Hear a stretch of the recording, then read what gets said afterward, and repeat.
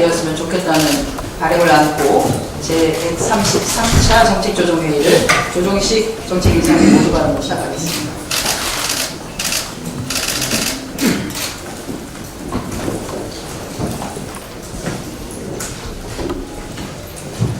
자유한국당이 국회를 난장판으로 만들겠습니다.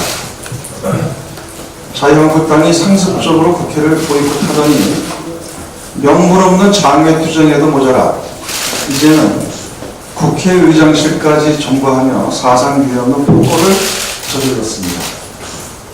정당 대표로부터 소속의원 사보임이 요청되면 국회의장은 국회법의 절차와 규정에 따라 처리하는 것이 당연합니다. 그런데 자유한국당은 자당의 일도 아닌 바른미래당의 사보임 문제를 빌미로 국회의장실을 막무가내로 점거하고 고성을 지르며 국회의장을 겁박하여 급기야 문희상 국회의장이 쇼크로 병원에 입원하는 사태에 이르렀습니다. 자유한국당의 난동과 폭거에 대해 분노와 함께 참담함을 금할 수 없습니다. 지금까지 이런 국회는 없었습니다. 자유한국당의 막장 드라마의 끝은 도대체 어디입니까? 국민 앞에 부끄럽지 않습니까? 자유한국당은 추태를 그만두고 당장 국민과 국회의장에게 사죄하십시오.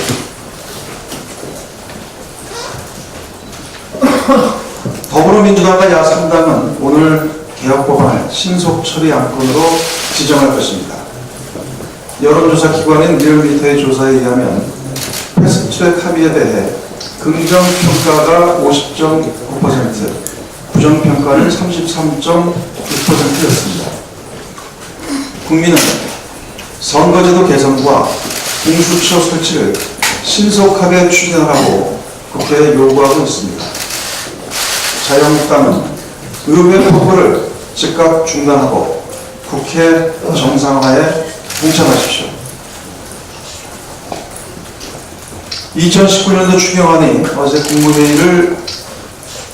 국무회의 의결을 거쳐 오늘 국회에 제출될 예정입니다.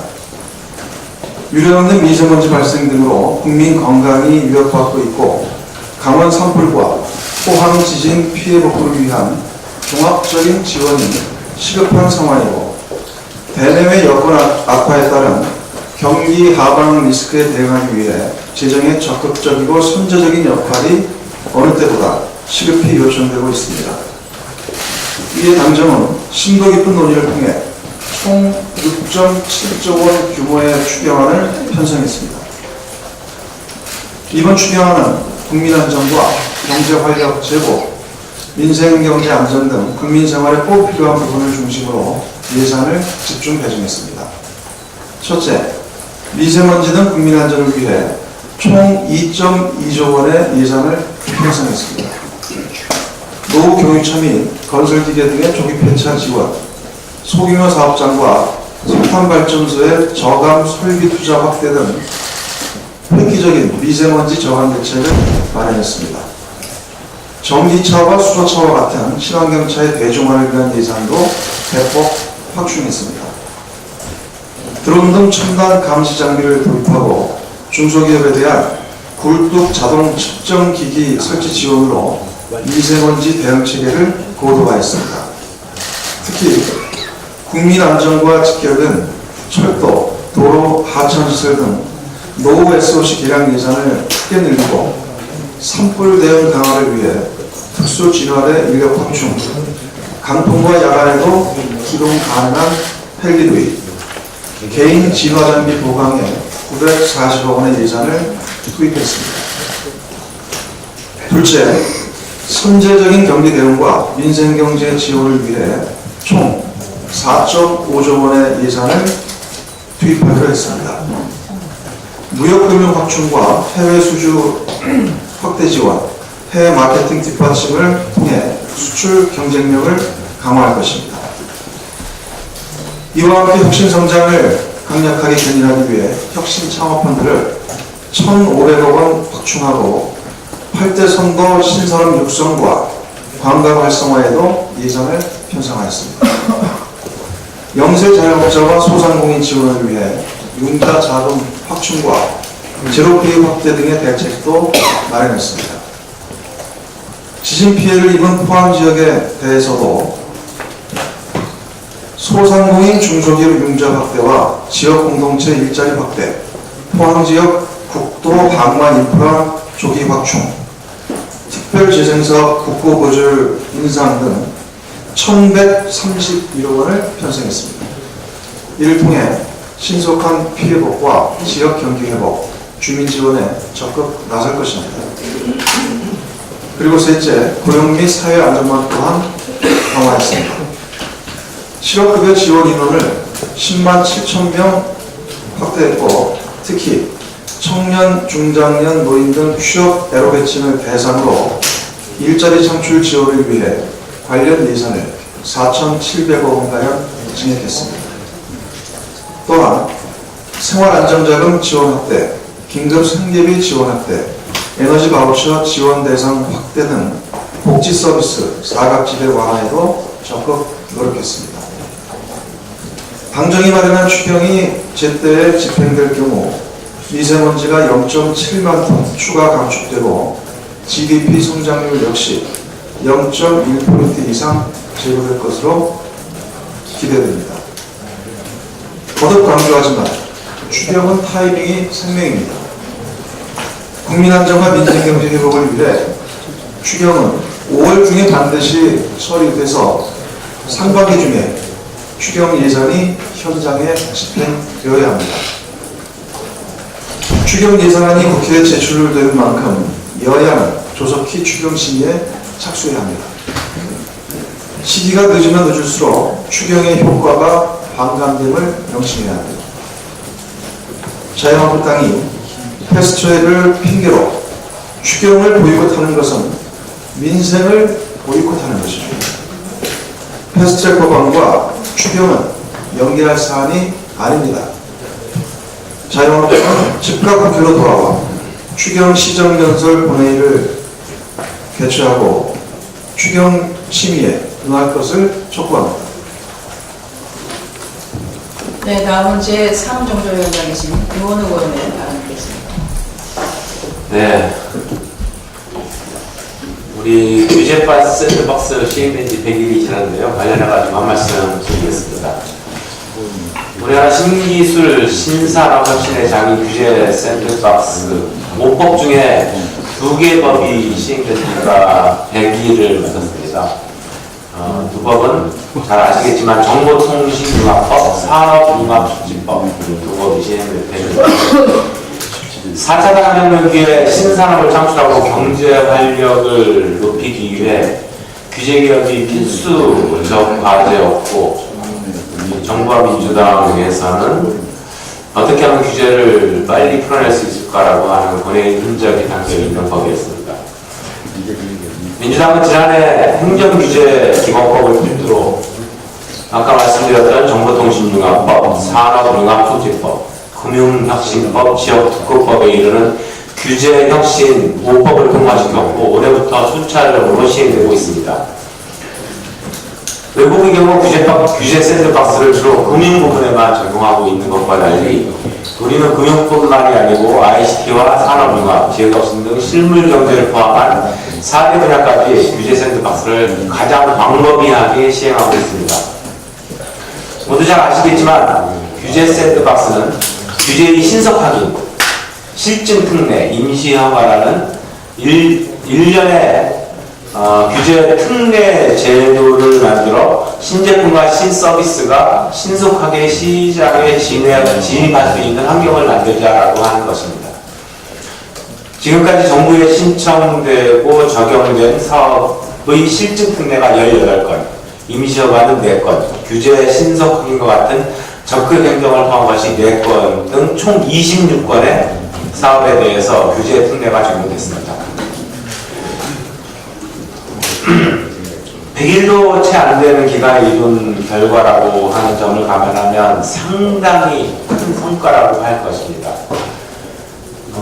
올해 4월 1일부터 4월 1일과 4월 17일부터 5법 중 2법이 또 시행됐습니다. 금융혁신법과 지역특권법입니다.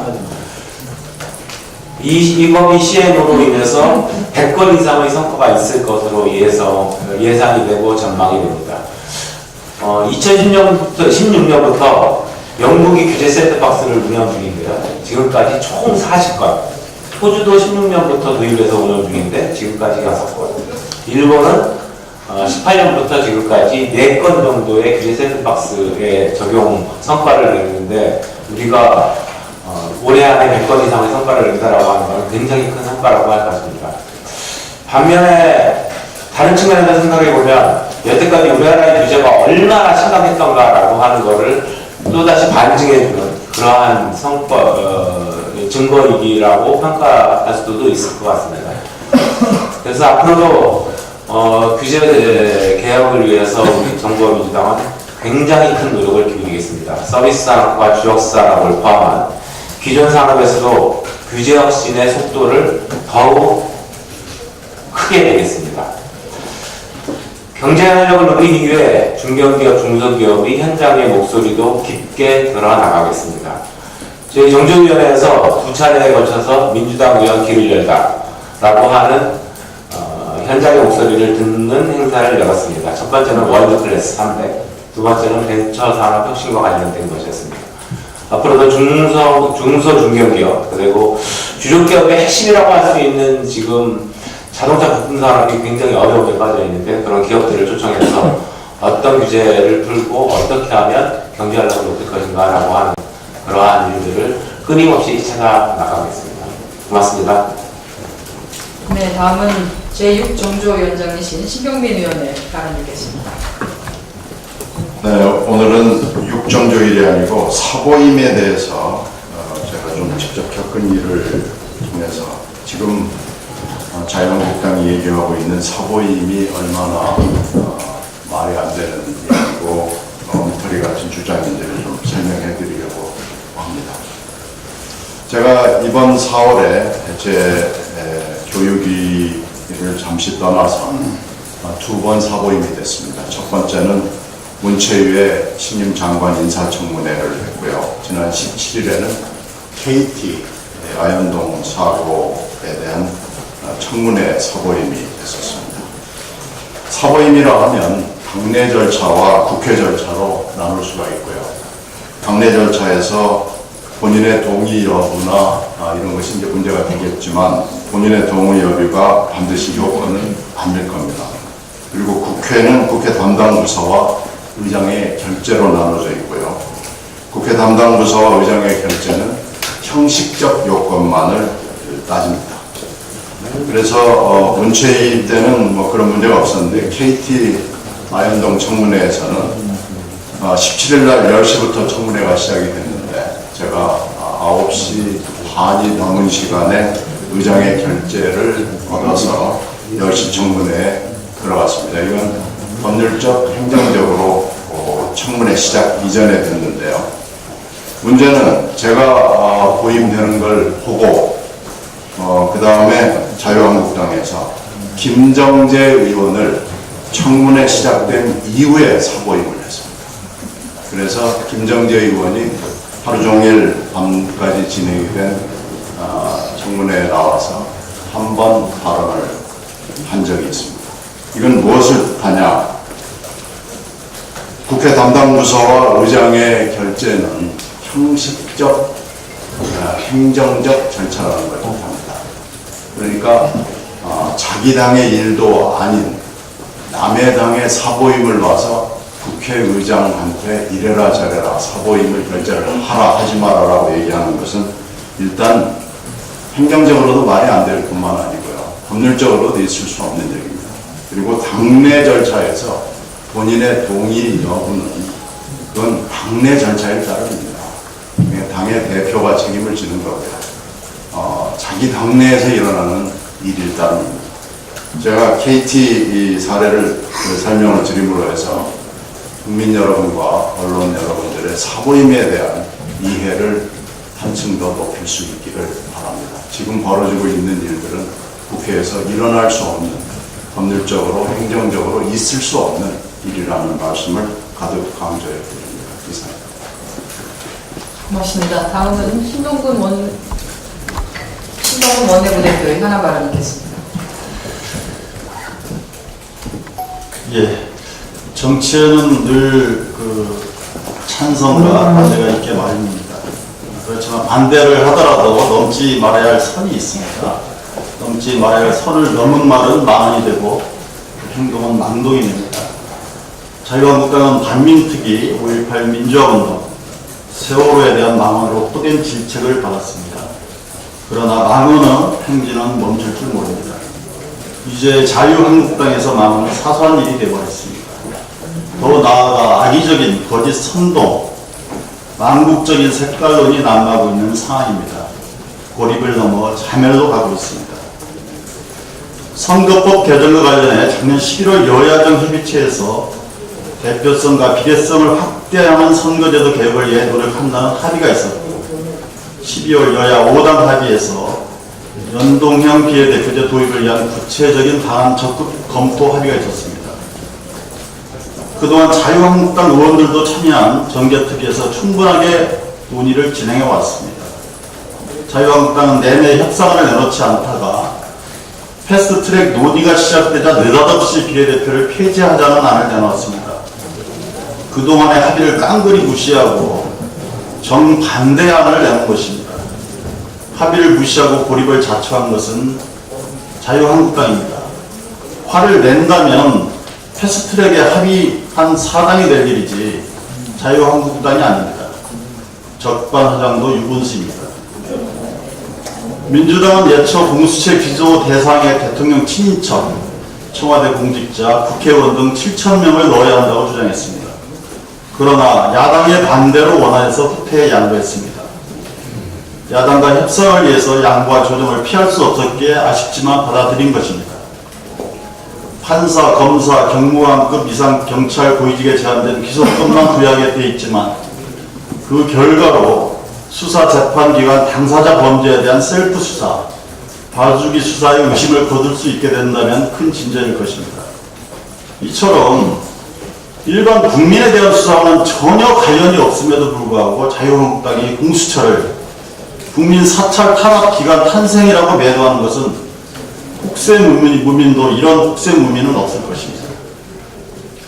급기야 권위를 인정하려 노력해도 모자랄 판에 국회의장에게 집단으로 몰려가 난동을 부린 것도 모자라서 여성 국회의원이 성추행을 당했다며 기자회견까지 했다고 합니다.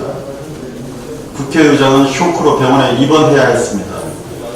이제 망언도 모자라 망동까지 서슴지 않는 것입니까? 개선으로부터 몰락까지 거리는 단 한 걸음에 지나지 않는다. 나는 사소한 일이 가장 큰 일을 결정함을 보았다. 나폴레옹이 한 말입니다. 지금 자유한국당이 새겨야 할 경고라고 생각합니다. 이상입니다. 네, 좋은 말씀 감사합니다.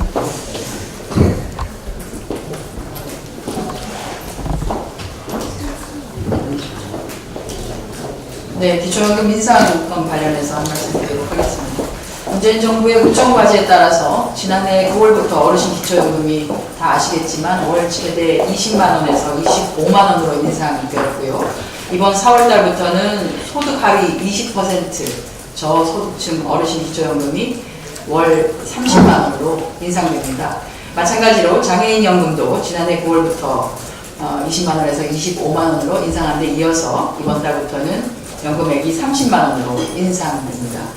이러한 기초연금 인상 혜택을 보는 어르신은 총 154만 4천 명이고요. 또 장애인 연금 인상 혜택을 받는 장애인은 17만 5천 명입니다. 소득이 취약한 어르신과 장애인에 대한 사회 안전망을 강화한다는 측면에서 또한 국가의 책임을 보다 강화한다는 측면에서 이것은 매우 바람직한 일이라고 할 수 있을 것입니다. 앞으로도 우리 정부는 안정된 노후를 보장하기 위한 어르신과 장애인의 소득 보장을 계속 강화하겠습니다. 내년에는 어르신 기초연금을 소득 하위 40%까지 월 최대 40만 원으로 인상할 것이고요. 그리고 후년에는 전체 기초연금 대상자, 즉 다시 말해서 소득 하위 70% 그리고 장애인 연금 대상자의 연금을 30만 원으로 인상할 계획입니다. 앞으로도 계속 노력하겠다는 말씀을 드립니다. 그냥 마무리를 하면서 한 가지만 첨언을 하고 싶습니다. 그 지난 저희 그 상반기 국회에서도 자유한국당이 당시 정세균 국회의장실을 이렇게 난입해서 항의를 심하게 한 적이 있었습니다. 그런데 하반기 국회에서 또 이런 불상사가 벌어졌고요. 저희가 기억을 좀 덧어봤습니다. 저희도 야당 때 투쟁도 많이 했고 장애 투쟁도 많이 하고 또 원내 투쟁도 많이 했습니다. 그리고 원내에서 국회의장이 직권으로 무엇을 하거나 결정을 하려고 할 때 저희도 항의를 했었습니다. 그런데 저희가 항의를 할 때는 원내 지도부로 한정하여서 몇몇 분이 국회의장실을 방문해서 항의하고 우리의 의사를 전달을 하고 이렇게 했었습니다. 국회의 품격을 얘기합니다. 국회의 품격은 어디에서 나오는가? 자유한국당 의원님들 투쟁하시기 힘드신 거 아는데요.